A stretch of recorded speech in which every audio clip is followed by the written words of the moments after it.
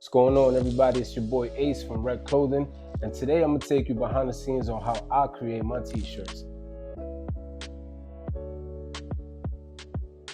Now, as you see, the one that I have on, this is the Red Clothing vintage print, the everyday t-shirt. I have these behind me too, and these are extremely well-made t-shirts. What I have in front of me now is, a couple different colors of some heavyweight t-shirts and some screen printed transfers from Howard Custom. The reason why I go this route for screen printed transfers is because I don't have the space for a traditional screen printed setup. So I reached over to the guys at Howard Custom Transfers and able to get what I wanted to get screen printed onto a sheet, and now all I have to do is heat press it onto the garment. Today I want to show you how I do that. Now, I've used Howard Custom before, primarily using water-based ink. Super professional people over there, great team behind them. They actually was able to reach out to me and tell me that the artwork I submitted wasn't what exactly was needed for it to be screen printed. We fixed that right up through a couple emails, and same day my transfers were shipped out. Top tier customer service. Shout out to Howard Custom Transfers. And what I have here is a new drop that I will be making for the Red Clothing brand. And yeah, let's get into it. The unique thing about Howard Custom Transfers is that every time you make an order with them, they always send you this application sheet. So for the vintage wash, what we need to do is let the heat press get up to 350 degrees, press it for 10 to 12 seconds on a medium pressure, and peel hot. So peel it immediately. As soon as you lift up heat press, you just peel off the transfer. They also have a low temperature application for polyester. Today we're using cotton. I need to let the heat press heat up to 350, press it for 10 to 12 seconds. So we're gonna see how that goes.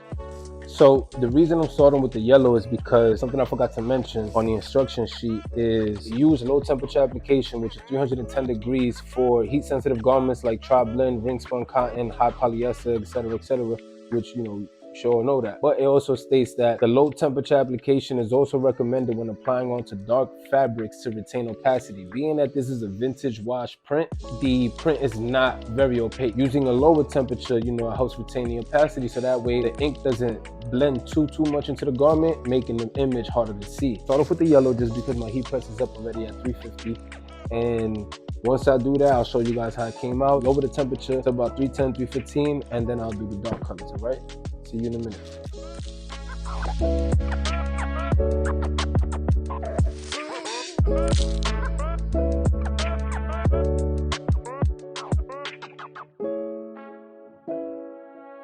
Get the wrinkles and the moisture out.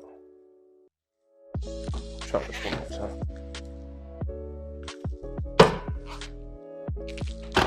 Okay, that's good enough right there.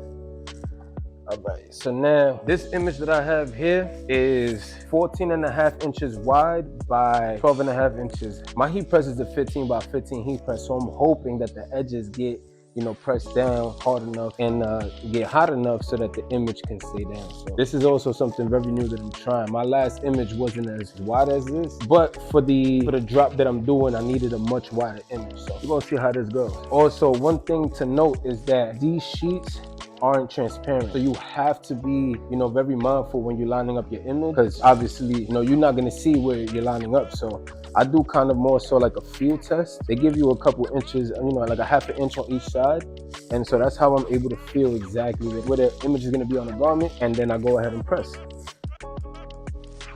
So you want to make sure that you line it up,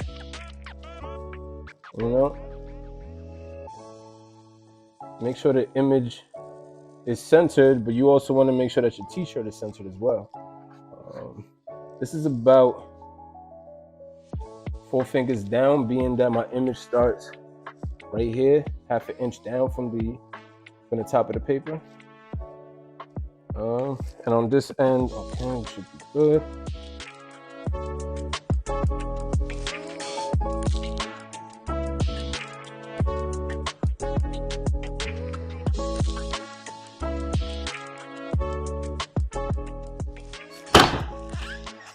Okay, slide out.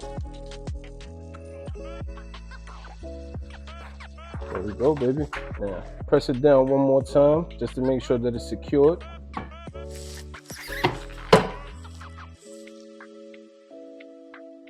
I'm not sure if this step is recommended, but it works for me every time, and it makes sure that, my image is stuck onto the t-shirt.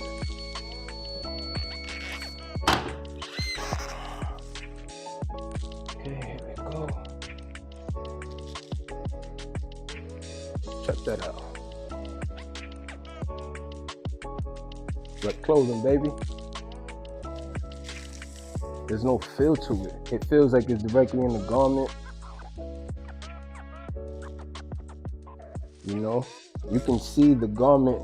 It might be because of the light is too bright, but you can see how this is like a vintage wash. The garment is showing through the print, and that's the kind of look that I was going for. But this is amazing. Shout out to Howard Custom Transfers. I'll leave the link in the description below for you to get that. Rec clothing, baby. So there you have it. This is the shirt. This is the outcome. As you can see, I pressed the rest of them. All you need is a heat press, man. A heat press and some transfers from Howard Custom Transfers. By the way, I'm not in any way affiliated with them. I just happen to find that company and it works for me. It can work for you. But yeah, man, look how dope this came out. Super wide print, you know, got that vintage look to it.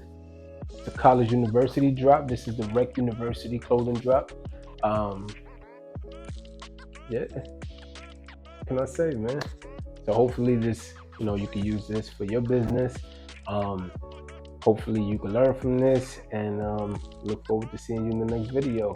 Peace out. Rec clothing, baby.